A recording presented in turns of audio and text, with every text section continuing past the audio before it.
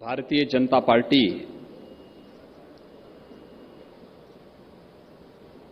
पश्चिम और ब्रज क्षेत्र की इस जनसंवाद रैली के मुख्य अतिथि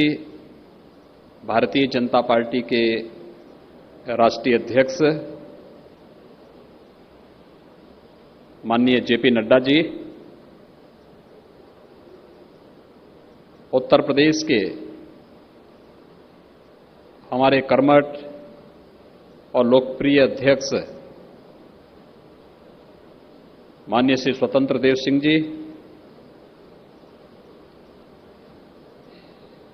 इस वर्चुअल जनसंवाद रैली में दिल्ली से हम सब के साथ जुड़े केंद्रीय मंत्री माननीय doctor general VK Singh ji, माननीय संजीव बालियान जी, भारतीय जनता पार्टी के ब्रज क्षेत्र के अध्यक्ष श्रीमान रजनीकांत जी, प्रदेश महामंत्री श्री विजय बहादुर पाठक जी, श्री गोविंद नारायण शुक्ल जी, उत्तर प्रदेश भारतीय जनता पार्टी के संगठन महामंत्री माननीय सुनील जी, उत्तर प्रदेश सरकार में मेरे सभी सहयोगी मंत्रीगण, संगठन के पदाधिकारीगण, वर्चुअल रैली के माध्यम से पश्चिम और ब्रज क्षेत्र से जुड़े हुए लाखों भारतीय जनता पार्टी के और उपस्थित जनता जनार्दन,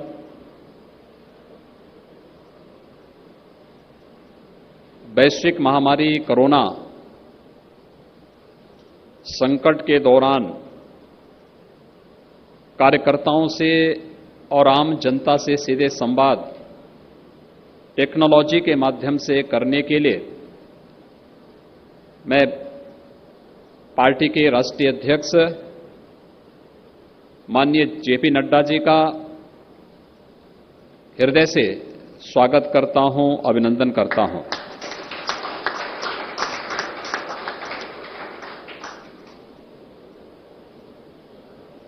आज दो महत्वपूर्ण घटनाएं घटित हुई हैं। एक इस लोक की और दूसरा इस चराचर लोक की।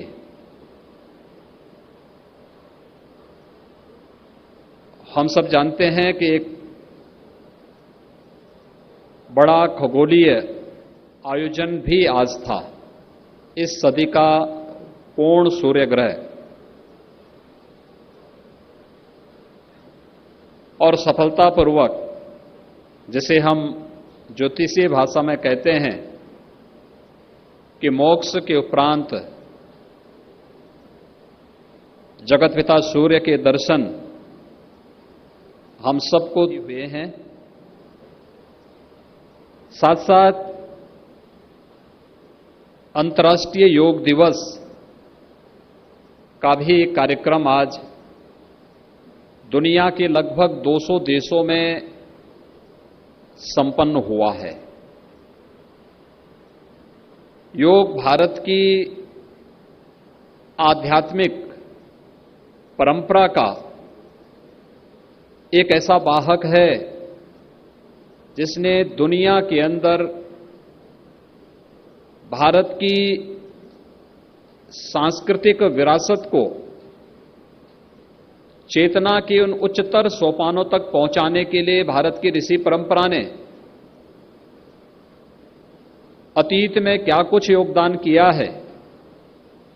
योग उसका एक माध्यम है और योग के माध्यम से दुनिया का भारत के प्रति आत्मीय संवाद बनाने का श्रेय अगर किसी को जाता है तो देश के यशस्वी प्रधानमंत्री श्री नरेंद्र मोदी जी को जाता है। मैं अंतर्राष्ट्रीय योग दिवस के अवसर पर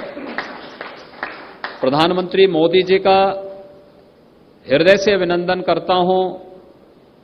और देश के 135 करोड़ जनता जनार्दन की ओर से प्रधानमंत्री जी का आभार भी व्यक्त करता हूं कि भारत की इस आध्यात्मिक विरासत को वैश्विक मान्यता दिलाने का जो कार्य 6 वर्ष पहले उन्होंने किया, आज देश भारत की योग की इस परंपरा के साथ जुड़ करके भारत के साथ एक प्रकार का आत्मीय संवाद भी बनाए हैं। कोरोना के संकट में आपने कुछ चीजें अवश्य सुनी होंगी और वह सुनी है, एक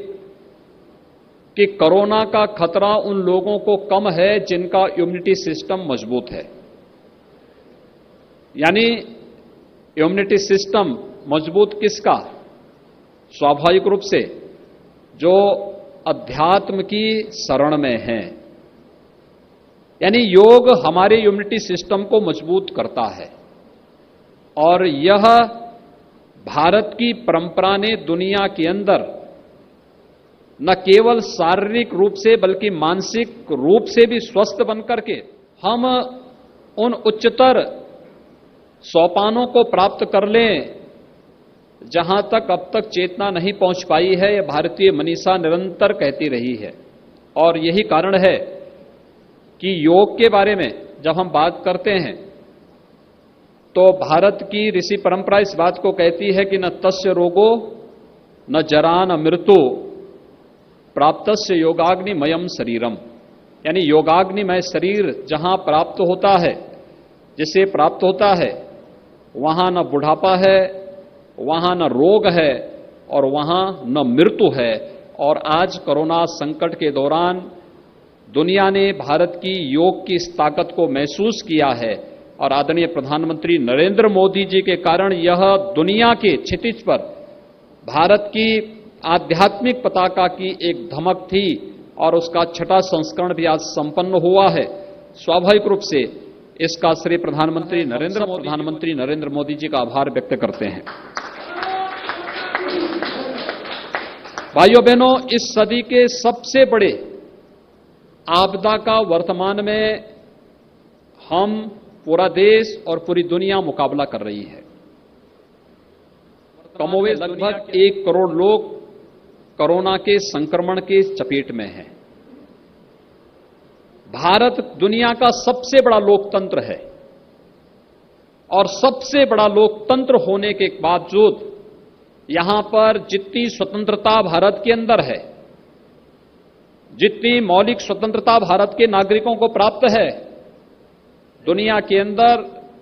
अन्य देशों में इस प्रकार के दुर्लभ संजोग भी नहीं उपलब्ध होते। हम सब सौभाग्यशाली हैं कि भारत की धरती पर जन्म लेने का सौभाग्य भारत जैसे दुनिया के सबसे बड़े लोकतंत्र में हमें जन्म लेने का सौभाग्य प्राप्त हुआ और लोकतांत्रिक मूल्यों में विश्वास करते हुए जिस मजबूती के साथ प्रधानमंत्री मोदी जी के दूरदर्शिता और त्वरित निर्णय की शक्ति ने भारत को कोरोना संकट से बचाया है, यह दुनिया के सामने एक उदाहरण है। अगर आबादी के हिसाब से हम देखेंगे तो भारत और अमेरिका की ही हम तुलना कर लें तो भारत की आबादी 135 करोड़, कुल 33 करोड़। और अगर संक्रमण और मृत्यु की दर को अगर आप देखेंगे, भारत में अब तक कुल 12,000 मौतें और अमेरिका में 1,20,000 से अधिक मौतें अब तक हो चुकी हैं और संक्रमण दोनों देशों में एक साथ फैला था। प्रधानमंत्री मोदी जी ने समय पे निर्णय लेकर के भारत को बड़े संक्रमण से बचा करके व्यापक जागरूकता का जो कार्यक्रम प्रारंभ करवाया, उसका परिणाम है कि आज हम सब सुरक्षित हैं और कोरोना के बारे में गांव से लेकर के शहर तक, झोपड़ी से लेकर महलों में रहने वाले प्रत्येक नागरिक को पर्याप्त जानकारी हो चुकी है। किसी भी संक्रमण से बचने के लिए सबसे पहला उपाय होता है संक्रमण से बचाव, और संक्रमण से बचाव का एक कार्यक्रम लॉकडाउन के 4 चरणों में व्यापक प्रचार प्रसार के माध्यम से ये चीजें हमारे सामने आई। दूसरा, आपदा के दौरान केवल सरकारी मशीनरी पर ही निर्भर नहीं रहना है। सरकारी मशीनरी भी कार्य कर सके, लेकिन साथ साथ सामाजिक, राजनीतिक, आध्यात्मिक सांस्कृतिक सभी प्रकार के संगठन एक साथ मिलकर के उससे जूझते हुए कर सकेंगे, यह भी दुनिया के अंदर भारत ने करके दिखाया है। आज जब दुनिया के अंदर तमाम देशों में कोरोना संकट के दौरान बड़े बड़े उपद्रव हो रहे हैं, लोग सड़कों पर उतर रहे हैं, सरकार की नीतियों का खिलाफत कर रहे हैं, वहीं दुनिया का सबसे बड़ा लोकतंत्र भारत पूरे सम्मान और पूरी श्रद्धा के साथ भारत सरकार के साथ कदम से कदम मिलाकर के 135 करोड़ की जनता प्रधानमंत्री मोदी जी के साथ खड़ा होता हुआ दिखाई दे रहा है। लोक कल्याणकारी पैकेज कैसे होना चाहिए, यह भी प्रधानमंत्री मोदी जी ने लॉकडाउन प्रारंभ होने के तत्काल बाद 26 मार्च को और उसके बाद दूसरे चरण के लॉकडाउन के संपन्न होने के साथ ही पीएम 20 लाख करोड़ रुपए का पीएम पैकेज की घोषणा करके जो कार्यक्रम, जो गरीब कल्याणकारी योजनाएं घोषित की, वो अभूतपूर्व हैं। मैं अभिनंदन करूंगा अपने राष्ट्रीय अध्यक्ष जी का, जिन्होंने कोरोना संकट के दौरान भारतीय जनता पार्टी के हर एक कार्यकर्ता का आह्वान किया और वह कार्यकर्ता आह्वान करने के साथ ही जगह जगह प्रशासनिक मशीनरी के सहयोग के लिए खड़ा होता हुआ दिखाई दिया। डोर स्टेप डिलीवरी करनी हो, भोजन के पैकेट बनाकर के उपलब्ध कराने हो, कहीं पर कोई सहायता उपलब्ध करानी हो, प्रवासी कामगार और श्रमिकों को सकुशल उनके घरों तक पहुंचाने का कार्यक्रम हो, या फिर होम क्वारंटीन के दौरान भी निगरानी के लिए निरंतर संवाद बना करके निरंतर उन कार्यक्रमों को आगे बढ़ाने का कार्यक्रम, जिसमें हर व्यक्ति की सुरक्षा हो सके, सफलतापूर्वक ये कार्यक्रम संगठन और सरकार ने मिलकर के उत्तर प्रदेश जैसे राज्य में सफलतापूर्वक संपन्न किया। और अगर हम जब संक्रमण की स्थिति और मौत के आंकड़े देखते हैं तो उत्तर प्रदेश एक संतोषजनक स्थिति में अपने आप को पाता है। आज के दिन पर लगभग 24 करोड़ की आबादी के प्रदेश में कुल 6000 कोरोना के उत्तर प्रदेश में है। उत्तर प्रदेश ने हर एक स्तर पर सरकार ने, संगठन ने अपने केंद्रीय नेतृत्व का आदरणीय प्रधानमंत्री जी के मार्गदर्शन में जो एक कार्यक्रम चलाया, उसका परिणाम है कि हम काफी हद तक इसको नियंत्रित करने में सफल हुए। तो साथ साथ केंद्र और प्रदेश सरकार ने गरीब कल्याणकारी योजनाओं को भी मजबूती के साथ आगे बढ़ाया। अगर हम गरीब कल्याणकारी योजनाओं को लेकर के चलते हैं तो अकेले उत्तर प्रदेश में 2 करोड़ 4 लाख किसानों को 2000 रुपये प्रति माह, यानी 3 महीने तक 2-2 हजार रुपये हर किसान को उपलब्ध कराए गए। और ये उत्तर प्रदेश के अंदर सफलतापूर्वक किसानों के खाते में डीबीटी के माध्यम से पैसा गया। 3 करोड़ 56 लाख जनधन अकाउंटधारी उन महिलाओं के खाते में